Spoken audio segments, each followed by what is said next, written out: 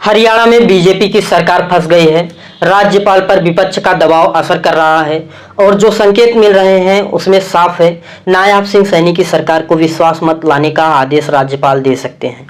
कांग्रेस की तरफ से राज्यपाल को पत्र सौंपा गया था जिसमें कहा गया था कि हरियाणा की सरकार ने बहुमत खो दिया है, इसलिए उन्हें बर्खास्त किया जाना चाहिए या फिर सरकार को बहुमत परीक्षण का निर्देश दिया जाना चाहिए। इसके बाद अब कहा जा रहा है कि राज्यपाल बंडारू दत्तात्रेय ने कांग्रेस के सभी 3 विधायकों के हस्ताक्षर वाला पत्र मांगा है जिसमें सरकार से सदन में विश्वास प्रस्ताव पेश करने की मांग की गई है। यानी अब राजभवन की तरफ से भी साफ हो गया है कि सरकार को विश्वास प्रस्ताव पेश करना ही होगा। ऐसे में सवाल उठने लगे हैं कि 25 मई को हरियाणा में लोकसभा चुनाव की वोटिंग से पहले ही नायाब सैनी की सरकार जा सकती है। दरअसल बीजेपी सरकार के पास बहुमत नहीं है।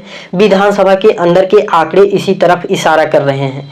राज्य के नायाब सैनी की सरकार अल्पमत में 88 में से सिर्फ 43 विधायकों का समर्थन है और इसमें भी कुछ विधायक पाला बदलने को तैयार बैठे हुए हैं। तो दूसरी तरफ विपक्ष के कैंपेन में 45 विधायक हैं जिनकी संख्या बढ़ना तय माना जा रहा है।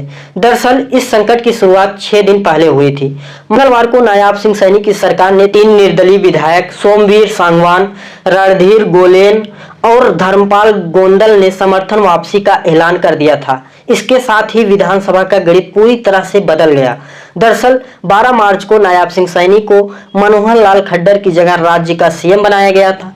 13 मार्च को जब सैनी ने बहुमत साबित किया तो उनके पक्ष में 48 वोट पड़े थे। इसके बाद 2 विधायक मनोहर लाल खट्टर और रणजीत चौटाला ने अपने पद से इस्तीफा दे दिया, जिसके बाद विधानसभा में विधायकों की संख्या 90 से घटकर 88 रह गई। जबकि बीजेपी का समर्थन कर रहे 3 निर्दलीय विधायक कांग्रेस के पाले में चले गए। यानी बीजेपी के पास जो 48 विधायकों का समर्थन था वो अब घटकर 43 रह गया है और उनके विधायकों की संख्या 45 है। यानी अब विधानसभा में शक्ति परीक्षण होता है तो सैनी की सरकार गिरना तय माना जा रहा है। भूपेंद्र सिंह हुड्डा की तरफ से तो ये तक का दावा किया जा रहा है कि बीजेपी के कई विधायक पाला बदलने के लिए तैयारी में हैं। दरअसल हरियाणा में लोकसभा चुनाव में जो माहौल दिखाई दे रहा है उससे बीजेपी और उनके विधायक डरे हुए हैं। बीजेपी भी चाहती है कि बहुमत परीक्षण का काम 25 मई से पहले हो जाए, क्योंकि 25 मई को वोटिंग के बाद बीजेपी के विधायकों को जमीनी हकीकत का एहसास हो जाएगा। वैसे ही जमीनी हकीकत तो उन्हें भी अभी से ही दिखाई दे रही है। पार्टी ने जिन्हें लोकसभा चुनाव में टिकट दिया है वह उम्मीदवार चुनाव प्रचार ही नहीं कर पा रहे हैं। खासतौर पर ग्रामीण क्षेत्र में किसान बीजेपी उम्मीदवारों को जमकर विरोध कर रहे हैं। उन्हें गाँव में ही नहीं घुसने दिया जा रहा है। जिस तरह से किसानों में प्रदर्शन रोकने के लिए सरकार ने सड़कों पर अवरोध लगाए थे, वैसे ही अवरोध किसान उन स्थानों पर लगा रहे हैं जहां बीजेपी उम्मीदवार प्रचार करने के लिए जा रहे हैं।